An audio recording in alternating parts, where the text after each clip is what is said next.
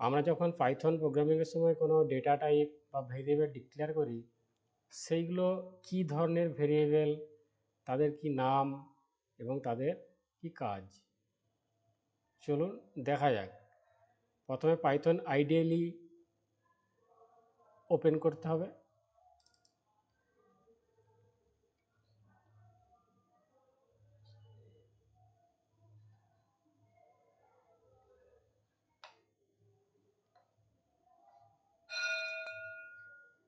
তারপর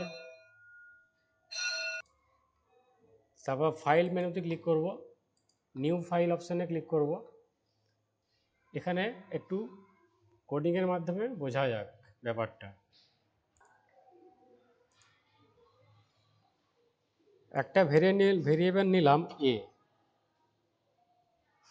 সেখানে আমি রাখলাম 10।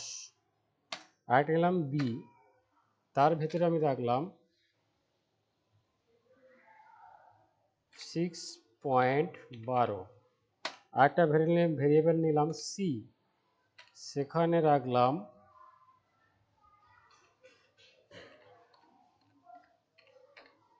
একটি স্ট্রিং। একটা ভেরিয়েবল নিলাম ডি, সেখানে রাখলাম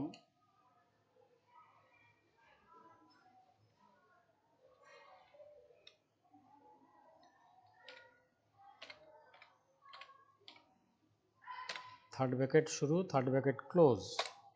আর একটা ভেরিয়েবল নিলাম ই, সেখানে আমি রাখলাম সেকেন্ড ব্র্যাকেট দিয়ে নেম,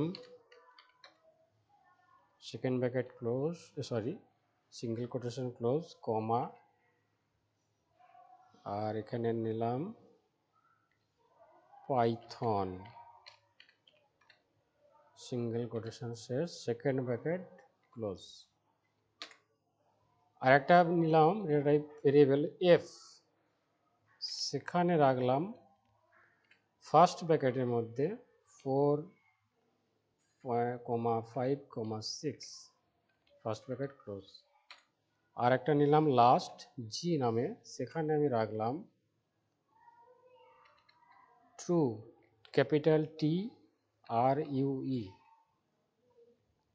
তাহলে এখানে 7 রকমের ভেরিয়েবল নিলাম। তাহলে 10, এ সমান 10, বি সমান 6.12।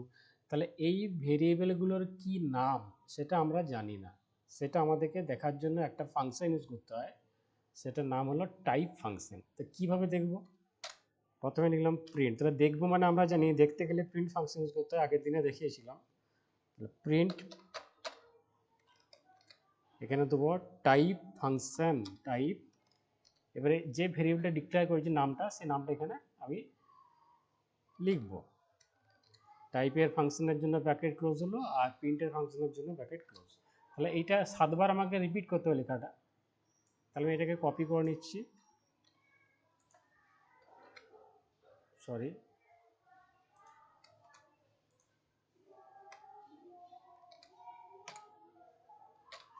তিন, 4, 5, 6, 7।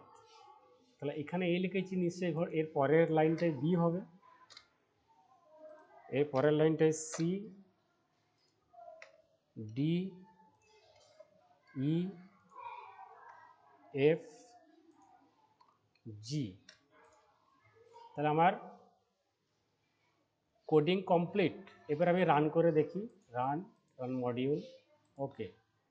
তাহলে এই যে প্রোগ্রামটা আমি লিখলাম, এটাকে আমি একটা নামে সেভ করব। তাহলে আমি আগের দিনে বলেছিলাম সমস্ত প্রোগ্রামগুলির জন্য একটা ফোল্ডার বানাবো, সেখানে রাখবো। ডেস্কটপে বানিয়েছি, ডেস্কটপ পাইথন প্রোগ্রাম। এখানে দিলাম ডেটা টাইপ ডট পিওয়াই, তারপর সেভ বাটনে ক্লিক। দেখুন প্রোগ্রাম আমাদের রান হয়ে গেছে। তাহলে প্রথম একটা হচ্ছে কি ইন্টিজার ভেরিয়েবল, সেকেন্ডের বিটা কি ফ্লোটিং ভেরিয়েবল, দশমিক কালে ফ্লোটিং বলায়। 3 নম্বর সি হচ্ছে স্ট্রিং ভেরিয়েবল, ডবল কোর্সের মধ্যে যেটা লেখা আছে স্ট্রিং বলায়। ডি হচ্ছে লিস্ট একটা, ই হচ্ছে একটা সেট, এফ হচ্ছে একটা টাপেল, আর জি হচ্ছে একটা বুল। তাহলে এগুলো হচ্ছে ভেরিয়েবলের টাইপ। পাইথন আমাদেরকে দেখিয়ে দিচ্ছে। পাইথনের সুবিধা এটাই, পাইথন আমাকে আলাদা করে সি প্রোগ্রামের মতো ডেটা টাইপটা উল্লেখ করতে হয় না, ও অটোমেটিক্যালি ও ইন্ডিকেট করে নেয়। তাহলে টাইপ ফাংশনের মেন কাজ হলো ডেটা টাইপের ধরনটা দেখা। ধন্যবাদ।